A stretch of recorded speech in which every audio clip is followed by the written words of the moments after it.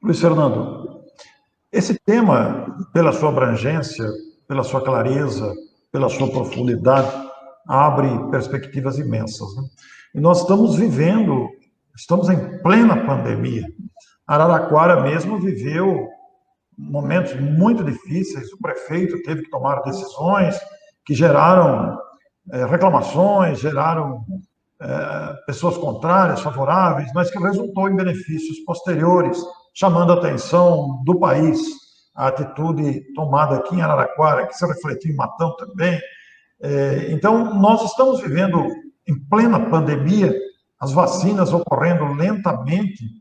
Agora, será que dá para imaginar você, olhando de fora, com a sua experiência, inclusive como farmacêutico e como psicólogo que atua e atuou na área de saúde, dá para a gente, incluindo também o movimento espírita, que ainda está, não sabe se abre, fica aquela insegurança de como vai ser o centro espírita amanhã, como vai funcionar isso. Dá para a gente imaginar uma consciência pós-pandemia? Será que nós conseguimos mentalizar isso? A consciência pós-pandêmica, ela tem muitas faces interessantes que a gente pode aqui visualizar brevemente aí, num rápido comentário. Eu quero só colocar mais um raciocínio, né, para fazer essa interlocução entre ciências humanas e a visão da doutrina espírita, quando eu falo de destruição necessária e abusiva. Por exemplo, a gente está vendo aí a marcha da vacinação em diversos países. Em alguns países do mundo, a vacinação se tornou mais lenta, em função de interesses políticos e econômicos, que não iam ao encontro de providenciar uma vacinação em massa. Um governante, por exemplo, que queria desviar recursos para si, ou para aqueles que patrocinaram a sua chegada ao poder, por exemplo, ou a sua manutenção no poder. A gente vê aí coisas estranhas de ditadores que fazem mudanças na Constituição para ficar mais 30 anos no poder. Né? A gente viu isso, por exemplo, na Rússia, agora, a situação do Putin. Não quer dizer que ele é um governante de todo mal para o seu país. Precisaria até fazer uma análise mais profunda sobre essa questão. Mas por que se manter ad eternum no poder? Já que a democracia, como diz Marilena Chauí, filósofa e professora da USP, é o lugar de ninguém, é o lugar vazio por excelência. Para haver democracia, precisa haver rotatividade no poder, né? Alternância. Hoje sou eu, amanhã é você. Hoje é um espectro político partidário que assume o poder, amanhã é outro espectro político partidário que tem a possibilidade de assumir o poder político. Então, essa alternância do poder é um elemento central na democracia. A gente não vê isso na Rússia, por exemplo. Mas, muito bem, não vou fazer uma análise mais detalhada.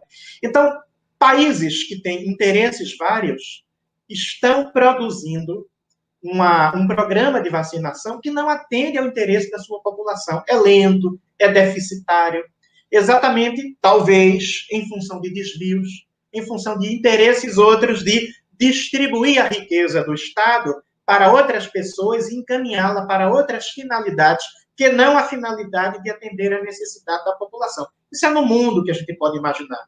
Ou, por exemplo, a guerra da vacina. Um país aceita uma vacina produzida por um determinado laboratório e não aceita de outro laboratório.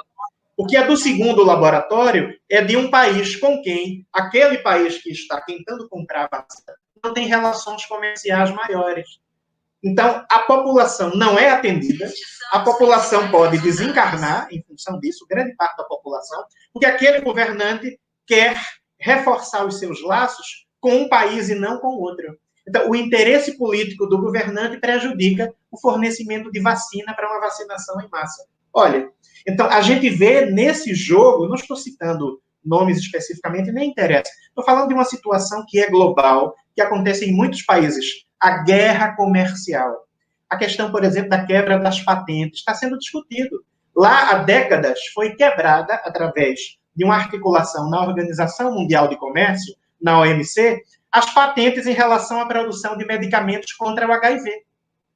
O que foi algo benéfico para a humanidade. É uma pandemia de HIV. Não há tempo para que um país tenha uma patente e ninguém possa copiar aquilo que esse laboratório produziu durante 20 anos, durante 30 anos. A população morre, se é dizimada porque um país quer ter, um laboratório quer ter a patente daquele produto. Então, o que é que fizeram através da OMC? Quebraram a patente. E todos os laboratórios do mundo puderam copiar os medicamentos antirretrovirais, o chamado coquetel anti-AIDS, né, como a gente costuma conhecer. E agora essa discussão está sendo feita. Será que cabe patente? Ninguém poder copiar aquela tecnologia daquele laboratório A, B ou C, numa situação de pandemia, numa situação de calamidade global, ou temos que quebrar a patente, flexibilizar a patente, fazer um licenciamento para que haja vacina mais rápido para a humanidade? Olha só. Então, o que é que a gente vê aí? O interesse econômico se chocando com o interesse humano. E na hora que o interesse econômico sobrepuja o interesse humano e produz sofrimento, produz morte, a gente tem o que diz o livro dos Espíritos, uma destruição abusiva. Então, precisamos pensar a esse respeito. Consciência pós-pandêmica, Orson. Eu falei do primeiro elemento, a ideia da interdependência dos povos. Aí a gente tem um reforço da ideia dos direitos humanos, que está lá na Declaração Universal dos Direitos Humanos. O texto começou na Revolução Francesa de 1789, com o nome de Declaração dos Direitos do Homem e do Cidadão, e depois, na década de 40, se transformou em Declaração Universal dos Direitos Humanos. Olha que interessante, Orson. A fraternidade está declarada na Declaração Universal dos Direitos Humanos como uma diretriz para a humanidade. Está lá escrito, a gente esquece disso. Todos os seres humanos devem se tratar fraternalmente. Fraternidade é muito mais do que respeito. Fraternidade é muito mais do que alteridade, permitir que o outro exista. Fraternidade é ir ao encontro do outro, para se estabelecer um elo entre irmãos. É muito mais do que simplesmente respeitar o outro. Então, a Declaração Universal fala na fraternidade. Os direitos humanos e a fraternidade precisam se constituir em elementos centrais para uma nova governança global. Uma governança que vai estar em conexão com a governança global espiritual. Porque a gente sabe que a mediunidade e a paranormalidade vão se generalizar cada vez mais no mundo de regeneração. E no futuro, estamos aqui imaginando, Orson, os governantes da Terra poderão entrar em contato direto com os governantes do mundo espiritual, para poder se orientar e saber como conduzir da melhor forma os destinos da humanidade. Olha que interessante.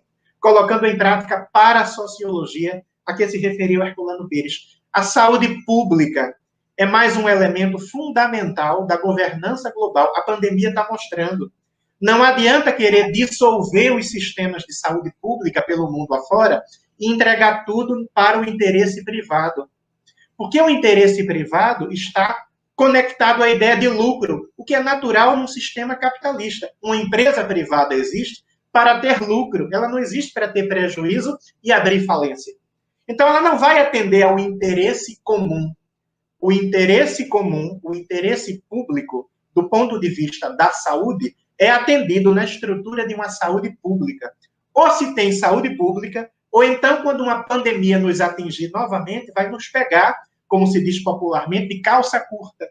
E aí todo mundo perde, não adianta a riqueza norte-americana, porque o turista não vai poder ir para lá. Não adianta toda a riqueza da comunidade europeia, o turista não vai poder ir para lá. As transações comerciais vão ficar prejudicadas.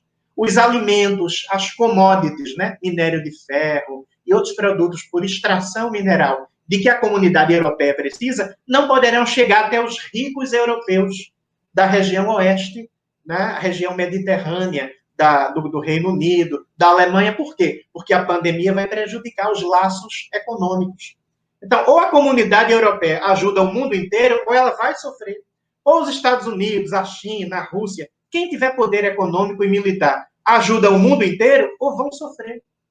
Então, essa lição de que precisamos de uma saúde pública e de que o Estado precisa prover as necessidades através de políticas públicas é uma lição cristalina da pandemia. A esfera privada vai funcionar no seu espaço, o espaço que pertence a ela, e o interesse comum, que está conectado à ideia de uma sociedade mais justa, mais fraterna e mais igualitária, é atendido através das políticas públicas.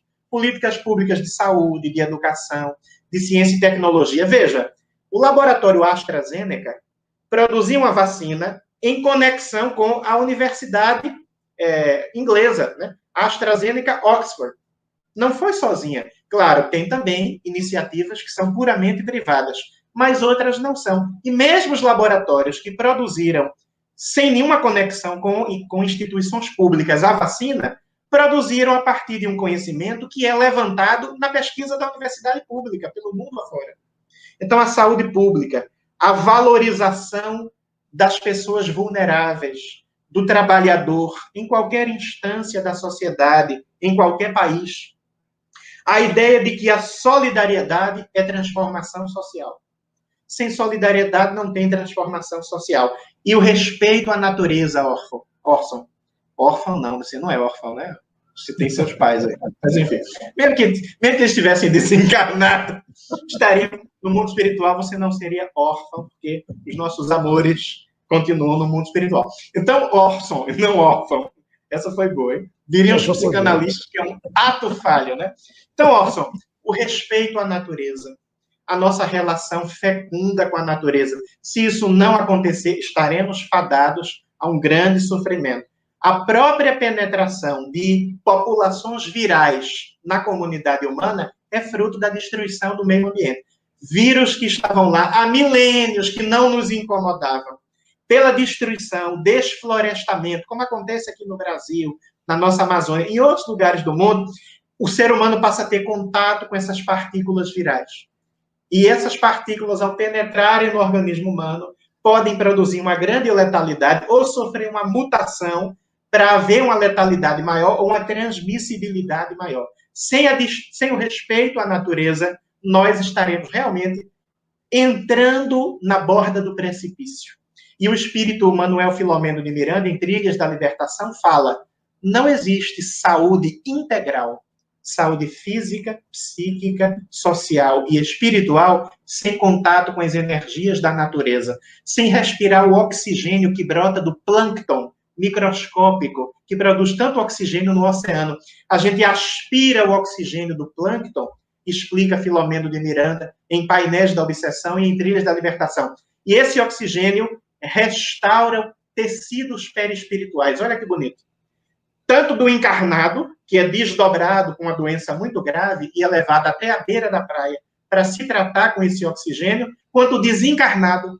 O desencarnado, quando está no mundo espiritual ainda, experimentando a ressonância de uma desencarnação muito sofrida, muito dolorosa, explica Otília Gonçalves, pela psicografia de Divaldo, na obra dela a respeito de uma colônia no mundo espiritual, que é a colônia Redenção, que ela vai explicar, né? Além da Morte é o nome da obra. Ela foi acolhida pela irmã Sheila, levada até a praia para assimilar o oxigênio do plâncton, para ir diluindo o sofrimento, diminuindo as lesões perispirituais dela, para que ela pudesse se recuperar no mundo espiritual. Como é que a gente faz se a gente intoxica os mares? Se espalha plástico nos mares, redes que ficam aí milênios, prejudicando os animais, produzindo uma intoxicação que vai prejudicar o nosso contato com a natureza. Não existe saúde integral sem a absorção das energias saudáveis da natureza. Essa lição também para uma consciência pós-pandêmica. Muito bom, Luiz Fernando.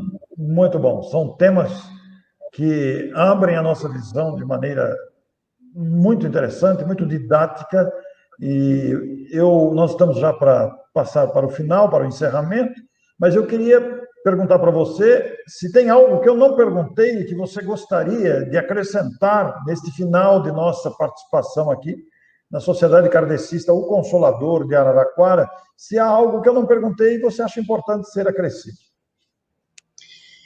Eu quero dizer que, falando sobre a construção de uma sociedade mais justa, mais fraterna e mais igualitária, nós estamos falando na proposta de Jesus, que disse que toda a lei e os profetas da tradição judaico-cristã poderiam ser resumidas em amar a Deus sobre todas as coisas e ao próximo como a nós mesmos. E então, há um complemento nessa literatura bíblica que nos diz que se nós não amamos o nosso irmão a quem vemos, não poderemos amar a Deus a quem não vemos. Não existe a construção da amorosidade e a sintonia com o divino, a sintonia com o transcendente, se não houver uma construção de relações fraternas, uma amorosidade que não está apenas no plano individual, que não está apenas no plano da socialização primária. O amor que se espalha na nossa família. O amor precisa se espalhar em outros sistemas mais abrangentes do nosso viver.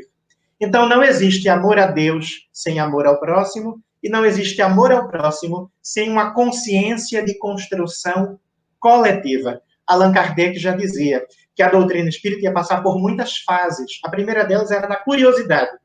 Foi através da curiosidade que ele entrou em contato com as mesas girantes. E a última fase da doutrina espírita seria a fase da transformação social. Então é preciso entender que existe o amor na dimensão individual, na dimensão de pequenos grupos, mas se ele não é transportado para o amor social, através de uma sociedade, repito, mais justa, mais fraterna e mais igualitária, não estaremos realizando o projeto espírita, conforme pensado e proposto por Allan Kardec, a partir do seu diálogo interexistencial, como diz Herculano Pires, com aqueles que estão do outro lado da margem do rio da vida. Existimos no corpo. Os espíritos existem fora do corpo. Então, esse diálogo interexistencial nos proporciona uma visão mais abrangente, para que o amor seja pessoal, o amor seja familiar e o amor também seja social. Porque, senão, estaremos apresentando ao mundo uma proposta fragmentada em relação ao que é o projeto espírita de construção de um mundo de regeneração.